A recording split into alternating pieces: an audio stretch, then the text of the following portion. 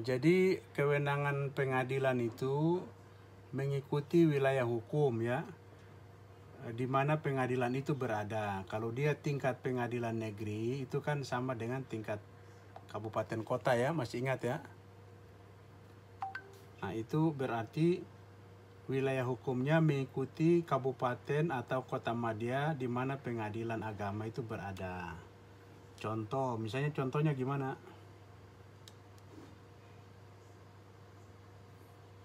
Jika mengajukan cerai harus di pengadilan apa? Jika mengajukan cerai harus di pengadilan agama, Pak, bukan di pengadilan negeri. Bukan maksudnya pengertian kompetensi relatif itu kan kaitan dengan wilayah kerja ya. Wilayah kerja dari suatu pengadilan agama khususnya. Nah, pengadilan agama itu wilayah hukumnya mengikuti wilayah hukum kabupaten atau kota madya. Nah, berarti kalau pengadilan agama Bekasi berarti wilayah hukumnya seluas mana? Kabupaten Bekasi berarti ya. Itu maksudnya ya. Nah, jadi kalau pengadilan agama Jakarta Pusat berarti wilayah hukumnya Jakarta Pusat. Ya, wilayah hukumnya ya seluas wilayah hukum Kota Madya Jakarta Pusat, karena Jakarta Pusat kan kota madya ya. Tergantung di mana pengadilan itu dia berada. Kalau dia berada di kabupaten, berarti wilayah hukumnya mengikuti wilayah hukum kabupaten itu. Kalau dia berada di kota madya, berarti wilayah hukumnya mengikuti kota madya. Terus kalau wilayah hukum, kalau kompetensi absolut terkait dengan apa itu? Jenis perkara, undang-undang. Jangan pakai undang-undang ya. Jenis-jenis perkara. Sama undang-undang. Bukan undang-undang. Jenis perkara yang ya memang menjadi yang menurut undang-undang. Nah bahasanya begitu kalau mau pakai undang-undang. Jenis-jenis perkara. Nah bahasa hukum itu harus tegas itu ya. Salah-salah narasi itu maknanya berbeda tuh. Jadi kompetensi absolut itu berkaitan dengan jenis-jenis perkara yang menurut undang-undang itu menjadi kewenangan daripada peradilan agama. Contoh kompetensi absolut itu contohnya gimana? Contohnya itu Pak, pidana yang diadili pengadilan negeri, sedangkan perkara perdata diadili oleh pengadilan negeri atau pengadilan agama, tergantung materinya. Coba yang agak ini dikit, yang agak lebih rapi lagi jawabannya. Coba yang lain coba. Contoh kompetensi absolut dari pengadilan agama.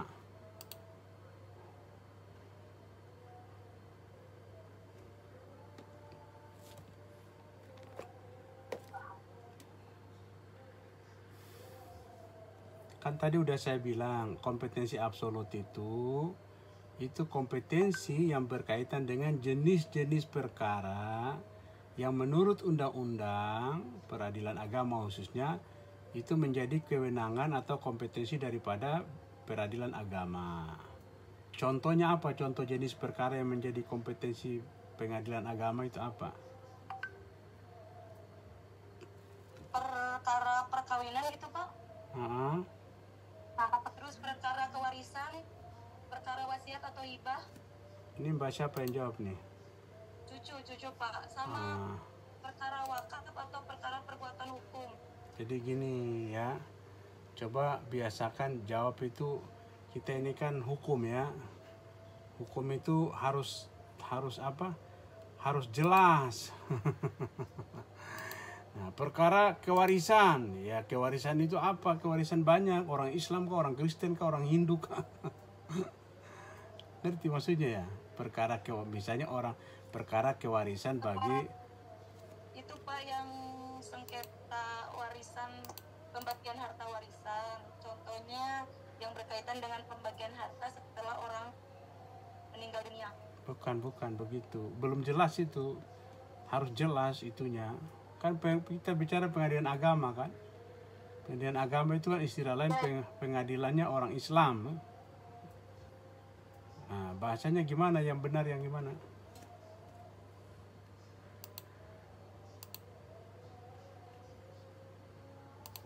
Pak, izin jawab, Pak. Ya, silakan.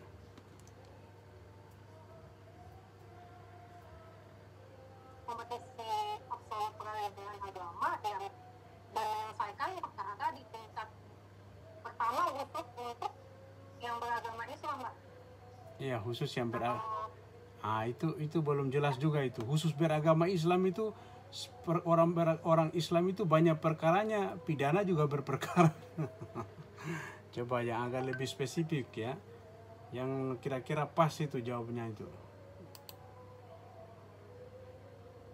atau enggak peradilan agama yang memiliki kewenangan Kan mutlak yang bukan gini pertanyaan saya sederhana saja. Kan tadi udah dijelasin, kompetensi absolut itu adalah kompetensi atau kewenangan yang berkaitan dengan jenis-jenis perkara yang menurut undang-undang peradilan agama itu menjadi kompetensi peradilan agama. Ditentukan di dalam undang-undang itu ada disebutkan. Nah, contohnya apa? Contohnya jenis perkara apa? Perkawinan, warisan, wasiat, hibah, wakaf, zakat, infak, sedekah, dan ekonomi syariah ya. Ya udah betul itu Pak Edi. Cuma warisan, perkawinan bagi orang. Perkawinan, agama Islam. Iya harus begitu kalau mau benar jawabnya. Kalau bilang perkawinan, kewarisan, ya semua orang juga punya perkara perkawinan, kewarisan. Ya. ya Pak. Masih sama berarti ya, Pak ya. Siapa? Itu orang hukum itu harus kritis ya, harus teliti. Hukum itu jangan dianggap remeh bahasanya ya. Harus tegas ya. Bahasa hukum itu kurang satu kata saja itu bisa salah tuh kan. Nah, apalagi nanti kalau sudah lulus praktek, jangan main-main dengan pilihan kalimat itu ya.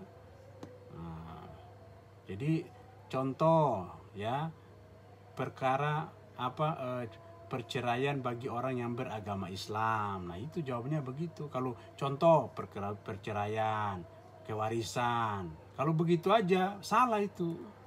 Karena perkara perceraian, kewarisan itu banyak agama. Nah itu kalau dikritisi jawabannya kayak gitu tuh.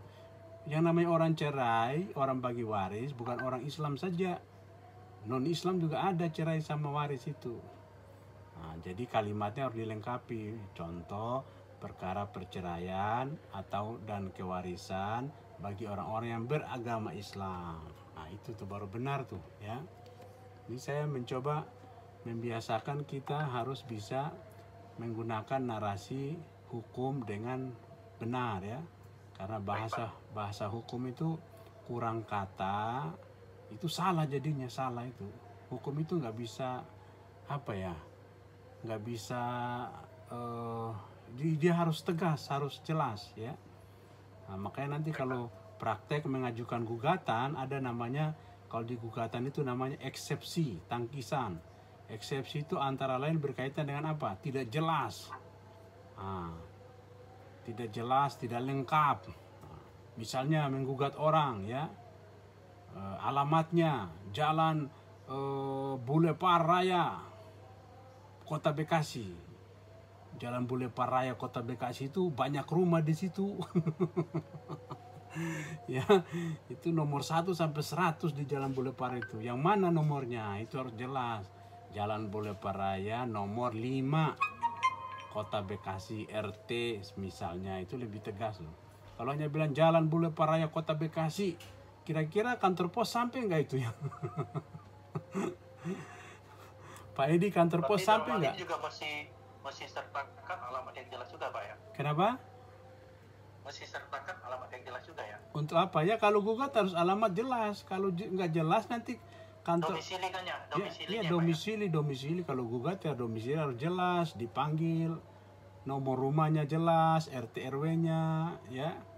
Nah, kalau salah nomor nggak sampai ya. Kalau nggak sampai nanti panggilannya itu dianggap tidak sampai.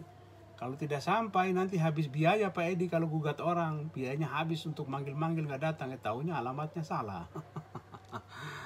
Nah, makanya harus hati-hati. Jadi orang hukum harus biasakan belajar cermat, hati-hati, teliti. Nah, teliti dalam hal menulis, teliti dalam hal juga bicara, ya.